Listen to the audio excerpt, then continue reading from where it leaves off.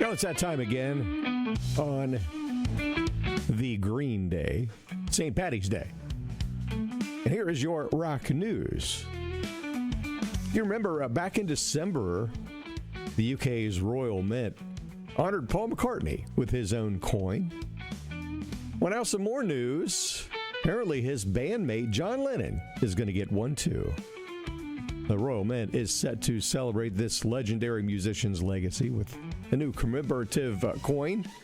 It'll be released to coincide with the year that Lennon would have been 85 years old. Designed by expert coin designer Henry Gray, the coin features a portrait of Lennon taken on the roof of his New York City penthouse. It's based on an image from music photographer Bob Gruen. Portrait is in the middle of the coin with Lennon's name on the left and the word Imagine in reference to his iconic single in his album over on the right. Now, the Lennon coin will go on sale this morning at 9 a.m. GMT, and that coin is part of the Royal Mint's Music Legends Coin Series. Other artists commemorated with coins include Queen and David Bowie. Carlos Santana has dropped another single from his upcoming album called Sentient. The latest release is a tribute to the late Michael Jackson with a live instrumental version of Stranger in Moscow. Santana originally recorded the track in 2007 with producer and drummer Narada Michael Walden's band. Narada, I knew, he said, he loved that song, so he arranged, actually, he said, Narada knew I loved this song, so he arranged it with his band, said Santana. He said, I showed up and we played it with no rehearsal. And he added, I'm basically singing it with my guitar. Stranger in Moscow is available right now on digital outlets, and Sentient drops March the 28th. Features 11 tracks, including 3 previously unreleased songs. During a question and answer session aboard this year's Rock Legends cruise in February, Styx singer Lawrence Gowan spoke about the band's upcoming Circling from Above, which is tentatively due this spring. It's a new album. Regarding the inspiration for the follow-up to Crash of the Crown, which came out in 21, Gowan said, well, quite honestly, since Styx producer and multi-instrumentalist Will joined the band, Will was the producer at first and co-writer, and that really inspired us to start making some new music again. There was a resurgence in interest in vinyl records, and the idea of an album being a work of art instead of, as we are all on our phones flipping through things every 10 seconds. Instead, you have that experience of listening to a piece of music that takes about 40 minutes, and you begin to get this kind of what some people refer to as a theater of the mind going. And that's really what has inspired us to do that. When he was asked when fans can expect the new Styx album, he said probably around the end of May. Some classic recordings by the Stones have just gotten an audio upgrade. Abco Music and Records have just released 6 full-length albums and 2 EPs from the Rock and Roll Hall of Famers, this time around in Dolby Atmos audio for the very first time.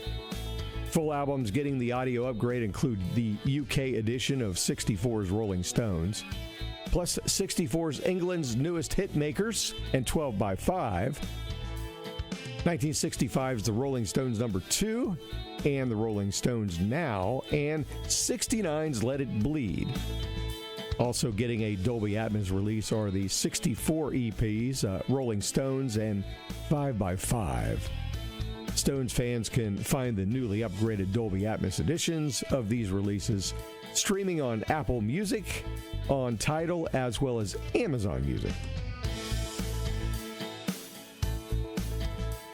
And there's a rumor out there. Toto's Steve Lukather has shot down reports that he will play guitar on a brand new Van Halen album. The Telegraph, the largest Dutch daily morning newspaper reported earlier this week that Alex Van Halen was working on a collection of previously unreleased, unfinished Van Halen recordings with Lukather, helping him to complete it.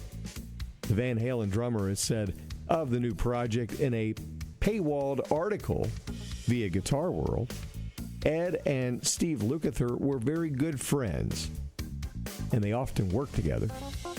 There is no one who can do this process with me as well as he can. Well, Lukather was seemingly surprised by Alex's comment, and he's quoted the same article as responding, "Did Alex say that?" Oh, in that case, the news is true.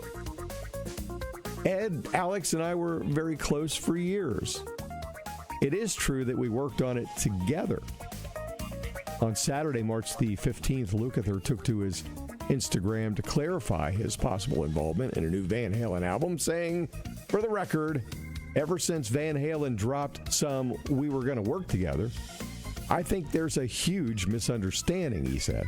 "I will not ever play a guitar note on a Van Halen song ever." He said, "Al asked me to help him go through a ton of unfinished recordings of Al and Ed writing and recording that never saw the light of day. As of now, that's all I got. In fact, that anyone would think for even a second that I would play anything on this is ridiculous. I've got too much love and respect for that, and I play nothing like Ed. More as a co-producer or something," he said. "I'm honored Al would ask me, though. But let's see," he said. Alex had previously said there were enough Van Halen songs and material in the vaults for another 3 or 4 records.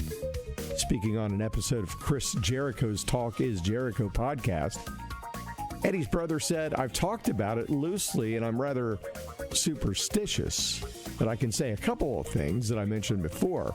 We're going to go through the vault. We're going to go through some of the music ideas that were in there." And he added, "There was some good stuff in there, indeed, and you have to remember, when in the thick of it, sometimes the really great stuff kind of passes you by, and it's not until you revisit it going, 'Whoa, I forgot about that. This kicks ass.' But that takes time," he said, "and you want to do it right. I want to do it right." Well, there's a new vinyl reissue of Black Sabbath's seminal album, Paranoid, that's been released, featuring Rhino hi-fi audio as well as packaging. And you can order the limited edition LP right now via rhino.com. The original Paranoid Sabbath sophomore album was released in 1970. It's credited with helping to pioneer heavy metal, with now classic songs like Iron Man and War Pigs and the title track. You can rock Paranoid in Rhino Hi-Fi while you look forward to Sabbath's massive reunion farewell concert, which takes place this year, July the 5th, in their hometown of Birmingham, England.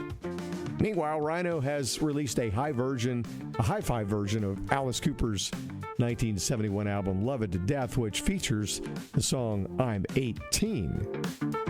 And that, my friends, is your rock news update for this St. Paddy's Day. You can find these classic rock news updates now on TikTok, YouTube, the ClassX Radio Facebook page, as well as X, Gab, and Truth Social.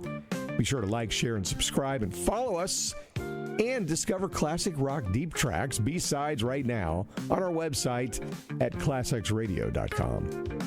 You can listen live at TuneIn and our mobile app on your app store. ClassX Radio. It's rock radio for Gen Xers and baby boomers. We'll see you next time.